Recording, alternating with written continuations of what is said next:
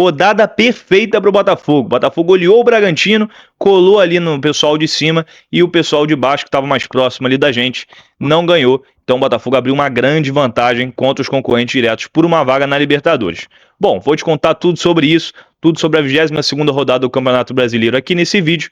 Então se você torce para outro time, fica por aqui, porque com certeza eu vou falar do seu time, vou falar da situação do seu time na tabela. Eu tenho certeza que você vai gostar. Meu nome é Gustavo Bandeira, sou jornalista e botafoguense. Vamos lá pro vídeo, vamos falar logo sobre como foram os jogos do Campeonato Brasileiro nesse final de semana. Bom, vamos puxar aí a tabela do Campeonato Brasileiro, começando com o primeiro jogo.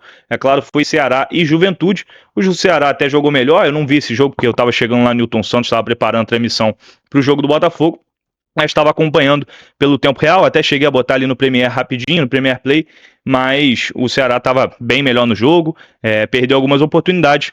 O Juventude acabou fazendo um gol no último lance com o Mandaca e teve uma vitória importantíssima aí, que continua na zona de rebaixamento, o Juventude, mas venceu a primeira fora de casa no campeonato, deu uma respirada boa, tá com 21 pontos, um ponto a menos aí que o Santos, e o Ceará tá ali no meio de tabela. O Ceará deve ficar ali no meio de tabela, né, brigando para não cair ou pegando uma vaga na Sul-Americana.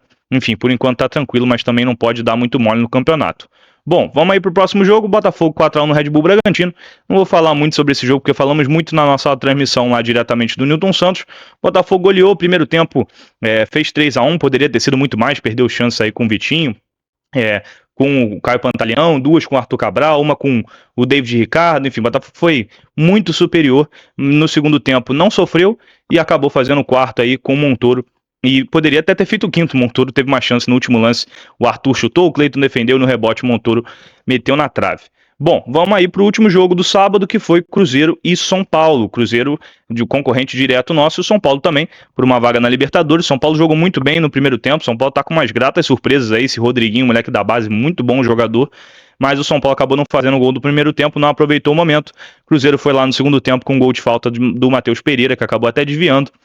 Fez 1-0, depois o jogo ficou mais com o Cruzeiro, até teve uma pressãozinha do São Paulo ali no final, mas o Cruzeiro venceu e com isso o Cruzeiro continuou com a mesma distância pra gente. Cruzeiro, lembrando, tem 2 jogos a mais que a gente. Cruzeiro aí tem 22 jogos, Botafogo tem 20, Cruzeiro tem 44 pontos, Botafogo tem 35, então 9 pontos de diferença. Se o Botafogo venceu os 2 jogos a menos, o Botafogo fica aí a 3 pontos do Cruzeiro. Já o São Paulo, a gente abriu uma vantagem aí pro São Paulo de 3 pontos, o Botafogo tem 2 jogos a menos que o São Paulo tem 22 jogos, a gente tem 20, e o próximo jogo do Botafogo é justamente contra o São Paulo, o próximo jogo no Campeonato Brasileiro, lá no Morumbi, jogo que o São Paulo deve até poupar time, porque o São Paulo enfrenta a LDU na altitude 4 dias depois, que era para ser a gente, né, na Libertadores, mas enfim. Tomara que o São Paulo bote time reserva aí para facilitar a nossa vida. Bom, vamos para os jogos do domingo, né? Quase hoje, eu tô gravando ainda é domingo aqui, eu tô gravando 11h30 da noite.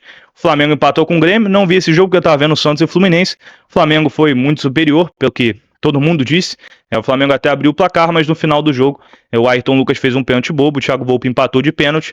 E pra galera que tá acreditando ainda em título aí, Flamengo tá a 12 pontos do Botafogo, só que o Flamengo tem um jogo a mais, então se o Botafogo vencer o jogo a menos fica 9 pontos, ainda tem confronto direto, se vencer fica aí a 6, então cara, dá pra acreditar, né, o Botafogo tem 20 jogos, o Flamengo tem 21, enfim, pra galera que quer acreditar, dá pra acreditar, mas eu prefiro esperar um pouquinho mais pra gente pensar em títulos. Já em relação ao Grêmio, o Grêmio tá muito longe do Botafogo, não acho que vai brigar por nada com a gente, então a 10 pontos do Botafogo com um jogo a mais, então dificilmente o Grêmio busca uma reação para brigar por vaga na Libertadores.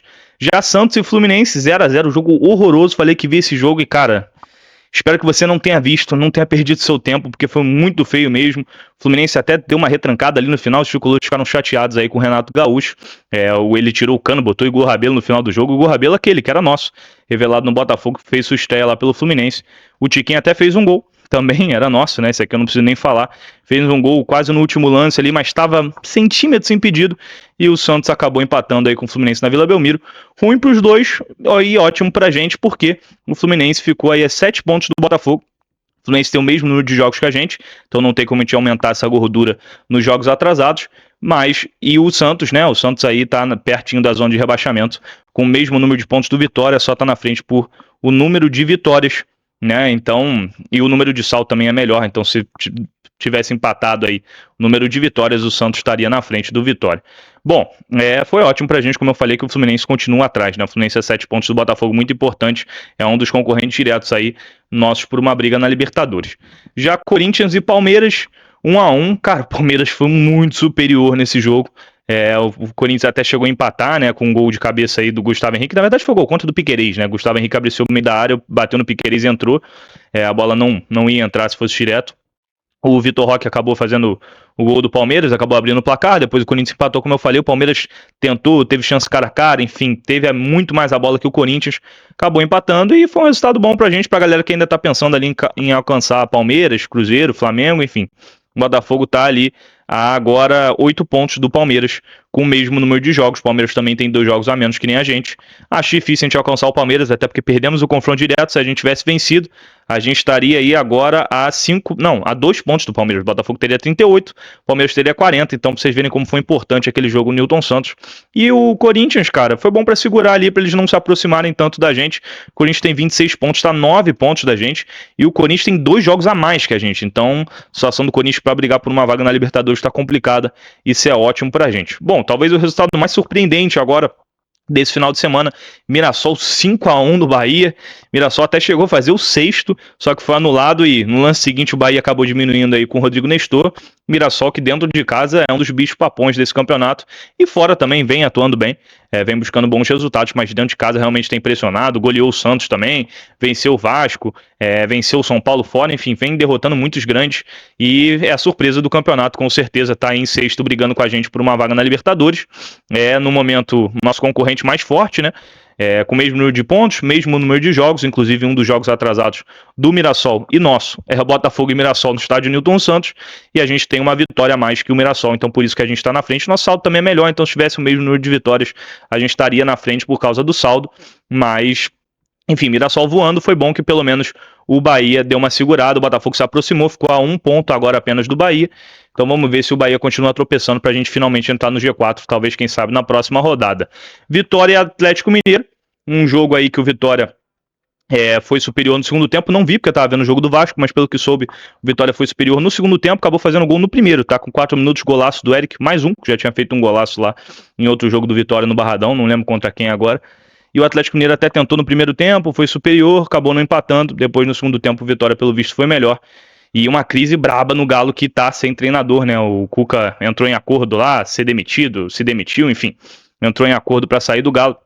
E o Galo tá mais próximo hoje da zona, né? A 2 pontos da zona, do que tá da vaga da posição de classificação para Libertadores. O Galo tá a 11 pontos da gente, tá? 11 pontos com o mesmo número de jogos.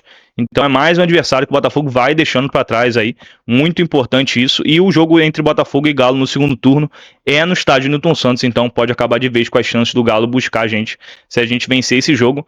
Eu sempre falo de Galo, Atlético, Corinthians, Internacional, porque são equipes qualificadas, a gente sabe que tem elencos bons.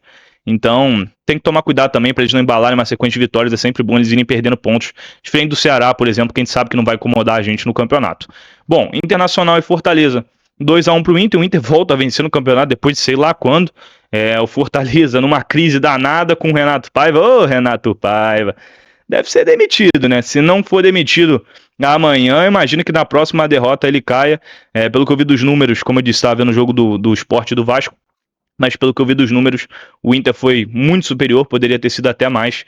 Alan Patrick fez gol de pênalti, deu assistência pro gol do Vitinho, o Fortaleza até chegou a empatar, mas depois, no segundo tempo, o Inter fez o segundo gol e foi muito superior. Não foi uma boa vitória pra gente, tá? Uma boa vitória do Inter, não, porque o Inter se aproximou um pouquinho da gente, quer dizer, continua com a mesma diferença de pontos, mas subiu na tabela e tá 8 pontos da gente com um jogo a mais, tá? O Inter tem um jogo a mais que a gente, mas é um adversário que só tem o Campeonato Brasileiro, a gente sabe que tem um time qualificado, um elenco qualificado também. Então é bom deixar o Inter quietinho lá, que só tenha pontuado dessa vez, que nas próximas rodadas tropece de novo. E por último, o Sport e Vasco. O Sport que já tá rebaixado, né? A verdade é essa, apenas 10 pontos. Começou perdendo, o Vasco fez um bonito gol aí com o Nuno Moreira, depois o Sport empatou com o Lucas Lima, que tirou a camisa ali na comemoração com 23 minutos de primeiro tempo, não entendi nada, gol de empate, enfim. Mas não mudou muita coisa, o Vasco fez o segundo com o Felipe Coutinho, fez o terceiro com o Verratti de pênalti, que o Gabriel até quase pegou, mas acabou não defendendo. O Sport até fez uma pressão ali no final, depois do gol de cabeça do Ramon Menezes, na bola aérea, né? Um gol de cabeça no escanteio. mas o Vasco acabou se salvando no final com uma tirada em cima da linha impressionante ali do Lucas Freitas, acabou vencendo. O Vasco que não vencia no Campeonato Brasileiro desde aquele 6-0 contra o Santos, agora conseguiu respirar, saiu da zona de rebaixamento. O Vasco estava em 18º, o Sport, como eu falei, está rebaixado, né? O Fortaleza está quase indo pelo mesmo caminho. E o Vasco, acho que esse resultado só importa pra gente por causa da Copa do Brasil, né? Que o Vasco acabou chegando no jogo contra a gente, vai chegar no jogo contra a gente com menos pressão, principalmente o Diniz, que se não vencesse esse jogo, chegasse em 18º pro jogo das quartas de final da Copa do Brasil contra a gente, jogo da volta lá no Newton Santos no dia 11, ia ser muito mais pressionado. Então, como eu falei, galera, a rodada foi excelente pro Botafogo.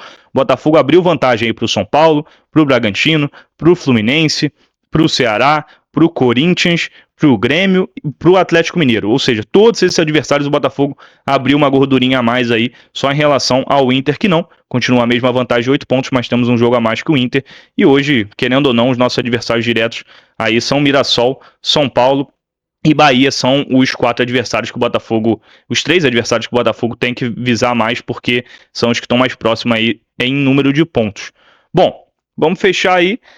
É isso, galera. Eu acho que eu trouxe todas aí as informações para vocês da rodada do Campeonato Brasileiro. Se você gostou, deixa o like, se inscreve aí no canal. E é isso. Saudações alvinegras. Tamo junto. Valeu!